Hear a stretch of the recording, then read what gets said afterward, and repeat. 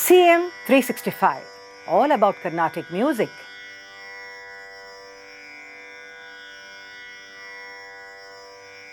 In one of the earlier episodes, I had shared about the style of Sri Patnam Subramanya Iyer, who followed very much the Tyagaraja style in terms of his composing his own kritis. And today we will share something more about him on a different angle. Being in the Shishya Parampara of Tyagaraja, he was also a great Pallavi Vidwan and a great composer. He learned music from Manambu Chavadi Venkata Subba, who was a direct disciple of Tyagaraja, and that's why we also see that he imbibed the style of Tyagaraja in his compositions. It is said that his voice actually was hard, and he, through very hard practice, he honed it and he made it very, very beautiful to listen to because of the hard practice he put in to hone his voice. He used to render the Tyagaraja kritis very beautifully, and people were, they look forward to listening to the rendition by him. His concerts were a absolute oral feast. We also have made mention about him earning the title of Begada Subramanya Iyer because of his versatility in presenting the Ragam Begada, where it is said that he performed at the Royal Palace. This is something which we really cannot come to hear today.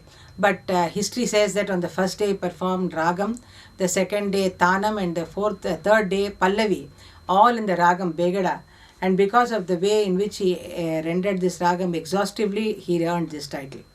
He is also said to have rendered another very rare Ragam, Kannada Gaula. And the Raja was actually so impressed by his rendition of this Ragam, Kannada Gaula, that he honored him with golden bracelet. And actually, because of his versatility and his being a genius musician and composer, he was honored by many samasthanams. We come to know, like the samasthanam we see that Vijayanagaram, Mysore, Travancore, Ramanathapuram, all these samasthanams actually honored with him with the Varsha Chalam, which means actually that is throughout the year, for a whole year, the honorary amount is sent to these artists, whether they perform or not. The recognition of their talent is done by a kind of an honorarium that is given to them every year. So he was also actually enjoying, I would say, the benefit of this from various samasthanams.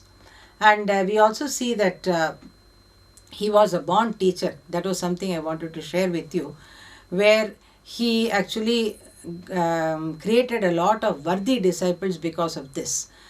It is said that he was really so adept in teaching, and he would handle his students with such patience. He would look into their strength and weakness and devise methodologies to really make them perfect the song, whatever he was teaching them. By teaching it over and over again till they perfected it, he would teach them, and that was the kind of really capable teacher that he was.